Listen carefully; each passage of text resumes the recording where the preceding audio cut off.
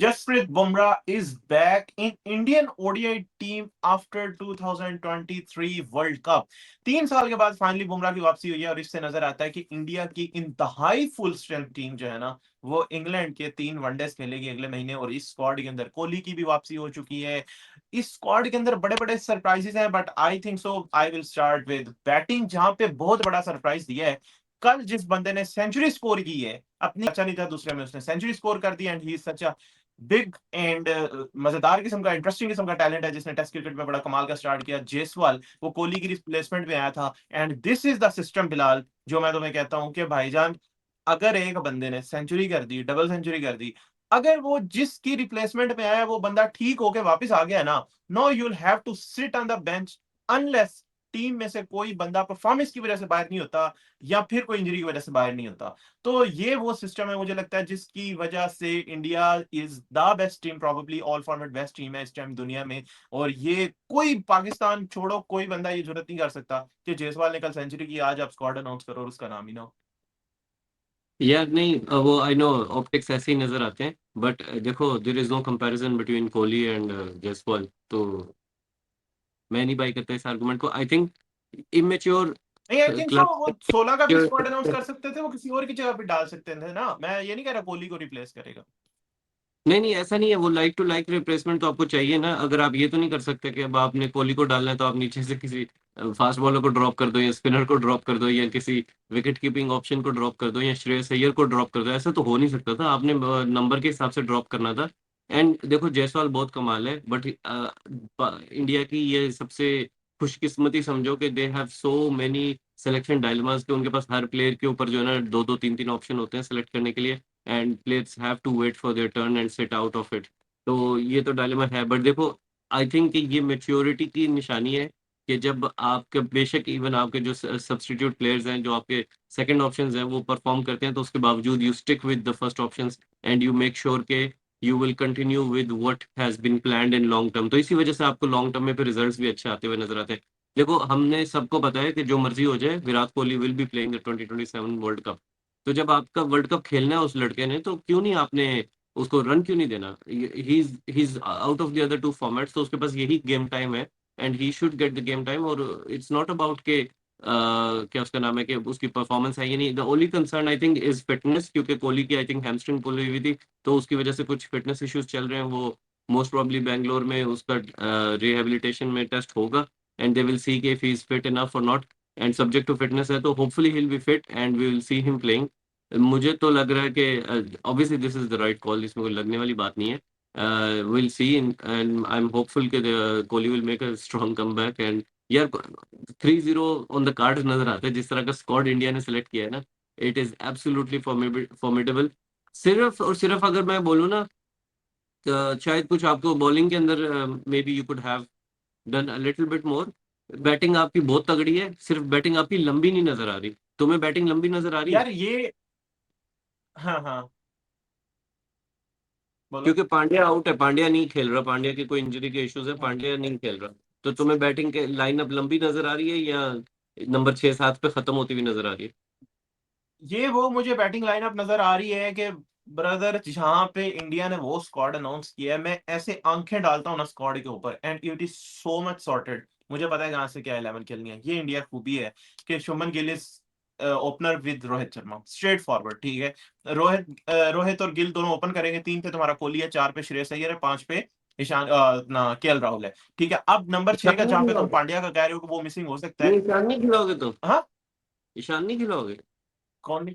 ईशान। अब मैं वही उसी पे आने लगा हूं कि नंबर 6 पे तुम्हें लग सकता है कि यहाँ पे मिसिंग है, लेकिन इंडिया ने जो इंडिया का थ्रू आउट वो रहा है। अब जैसे आपने जायसवाल वाला डिसीजन तुम कह रहे हो, इसी तरह ये डिसीजन भी ऐसा होगा जब तुम 11 बनाओगे ना, तो फर्स्ट चॉइस केएल राहुल होगा तो वो खेलेगा। Shreyas Iyer is the first choice for number 4। ऊपर से तुम्हारे first choice opener top order खेल रहा है, ठीक है। अब ईशान किशन नहीं खेलेगा और नंबर 6 के ऊपर तुम्हारे पास नीतीश कुमार रेड्डी खेलेगा as a replacement of Hardik Pandya. 7 के ऊपर विशिंगटन सुंदर स्लैश अक्षर पटेल होने वाला है, ठीक है। तो ये मैं कह रहा हूं कि उनकी लाइनअप इतनी सॉर्टेड है। जहां तक बैटिंग की बात है तो इसमें कोई शक ही नहीं है। अब इंपॉर्टेंट ये होगा कि इन सारे बैटर्स के लिए बहुत ज्यादा इंपॉर्टेंट ये सीरीज इसलिए होगी कि यहाँ पे वहां पे परफॉर्म करना चाहेंगी?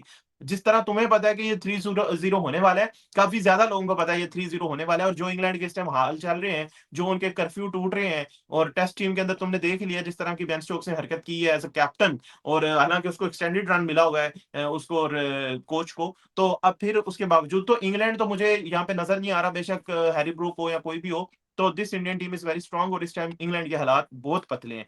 तो बैटिंग तो बहुत सॉर्टेड है।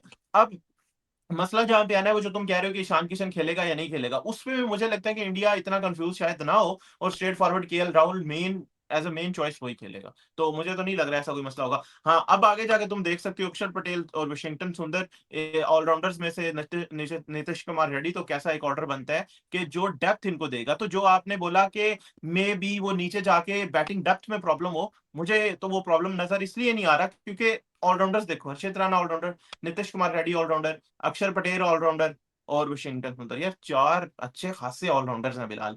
कैसे तुम समझते हो कि इसमें डेथ में प्रॉब्लम आएगी? यार देखो, टॉप 5 तो बहुत कमाल के लगर नज़र आते हैं, लेकिन मैं उस सेंस में बात कर रहा था कि जब पांड्या नहीं है, जब जडेजा नहीं है, तो ये बैटिंग लाइनअप की जो लेंथ है ना, लेंथ में वो मतलब वो डेंजर नहीं नज़र आता। अब ठीक है, टॉप 5 तो बहुत कमाल के हैं, लेकिन मे बी 6, 7, 8 जो है ना, they are not as threatening.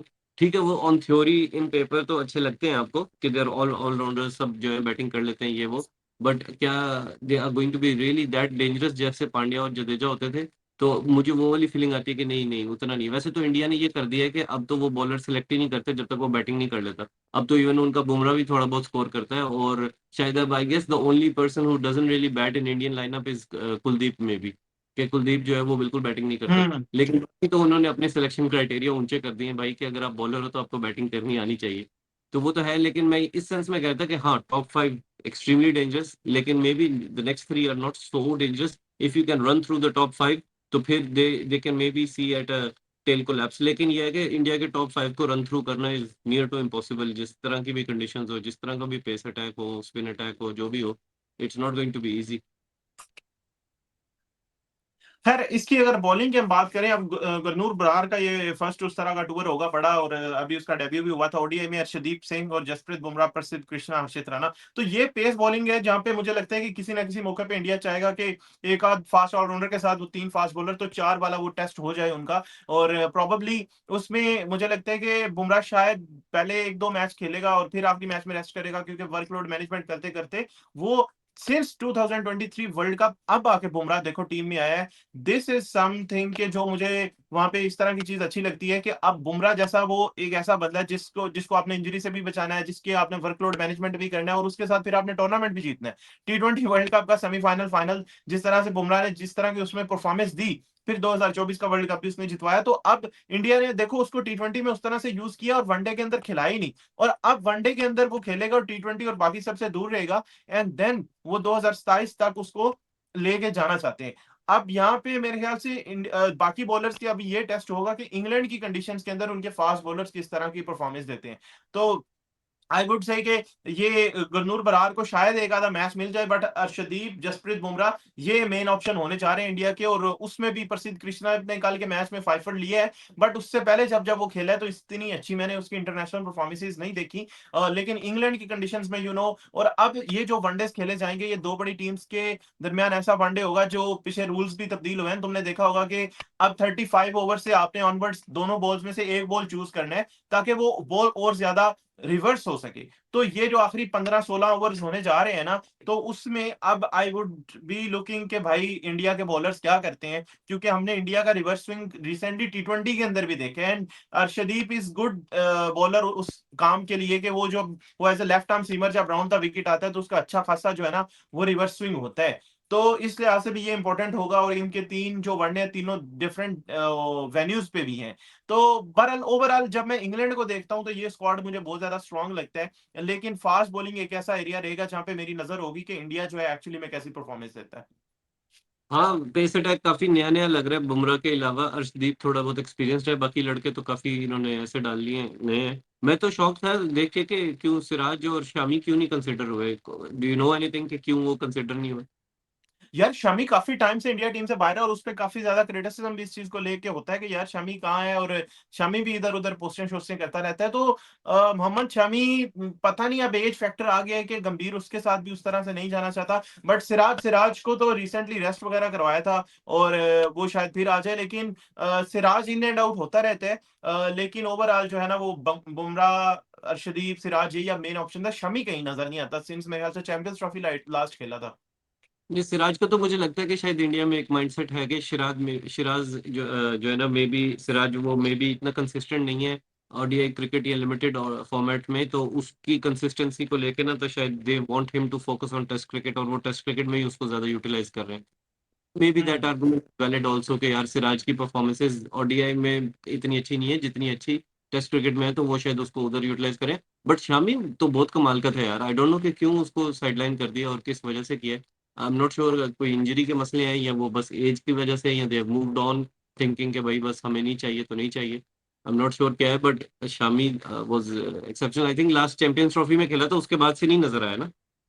और हार्दिक पांड्या जाहिर है कि इंजरी की वजह से इधर नहीं है। बट ओवरऑल अगर इस स्क्वाड के अंदर से तुम देखो, व्हाट डू यू थिंक कि जुलाई के अंदर ये इंग्लैंड में खेल रहे होंगे तो 11, अगर थोड़ी सी प्लेइंग 11 की क्विकली बात करें, तो स्टार्ट तो मैंने जैसे कहा बैटिंग तो काफी सॉर्टेड है। गिल, शर्मा, कोहली, अय्यर, राहुल। और मेरे ख्याल से तो केएल राहुल ही खेलेगा। अब तुम देख लो ईशान किशन खेलेगा या नहीं। तो और उसके बाद नीतीश कुमार रेड्डी, और एक शायद स्पिन ऑप्शन उस तरह से अक्षर पटेल ही बनता है, मतलब वाशिंगटन सुंदर से पहले मेरे ख्याल से। एंड देन बुमराह, अर्शदीप, और प्रसिद्ध कृष्णा, और मे भी गुरनूर बरार को भी टेस्ट करना चाहिए। और ये तीन लेकिन फास्ट गुरनूर बॉलर। बरार 150 से ऊपर बॉल करता है। यार 150 का तो मुझे नहीं पता, लेकिन 145 पे तो कंसिस्टेंटली बॉलिंग करता है, पेस तो बहुत अच्छी निकालता है यार। अच्छा, 150 तो अब टेस्ट होगी इस सीरीज के अंदर। चलो फिर इस सीरीज में पता चल जाएगा। वैसे देखो, पेस अटैक नया है, तो हम्म। ऐसा नहीं है कि they can not be put under pressure, they can be put under pressure, especially अगर Bumrah is not playing all 3 matches.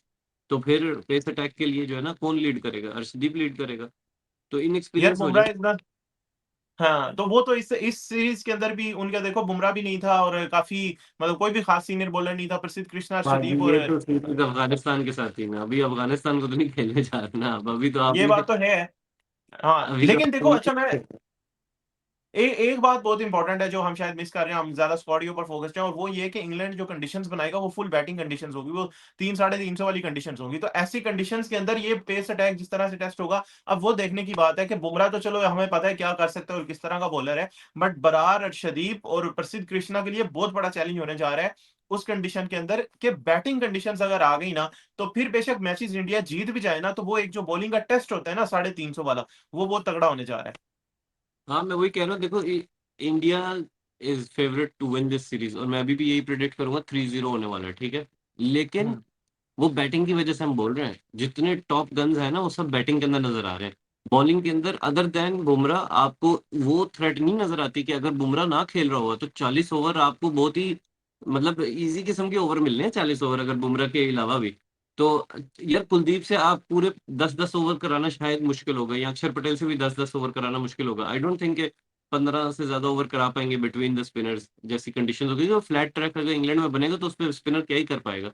तो उसमें तो मार ही पड़नी है, तो उसमें पेस और वेरिएशन और हार्ड बाउंस और लेंथ और इन चीजों से काम चलाना पड़ेगा। तो अगर आई थिंक एक ही वीकनेस नजर आती है कि थोड़ा इनएक्सपीरियंस्ड है स्क्वाड। क्वालिटी में तो कोई कमी नहीं नजर आ रही, चाहे बॉलर्स हो चाहे बैट्समैन हो। तो I think that is the only part जहां पे पुश किया जा सकता है। बट देखो यार, बैटिंग लाइनअप ऐसी है कि आप 400 मार के भी इंडिया को दोगे ना, तो इंडिया ने 400 भी चेस कर जाना है।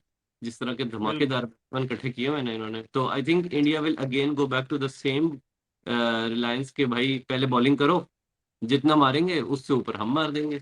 क्या मसला है? जितना ये चलो मारेंगे खैर, उससे। इस सीरीज के ऊपर नजर तुम्हारी रहेगी, और उसके साथ साथ जो है इनकी उससे पहले जो है आयरलैंड के साथ टी20 सीरीज है, फिर इंडिया की इंग्लैंड के साथ जो है वो वनडे, और फिर टी20 सीरीज भी है। तो बहुत जबरदस्त किस्म का टूर आने वाला है इंडिया का। और will be of course covering this. Thank you for watching us. Bye.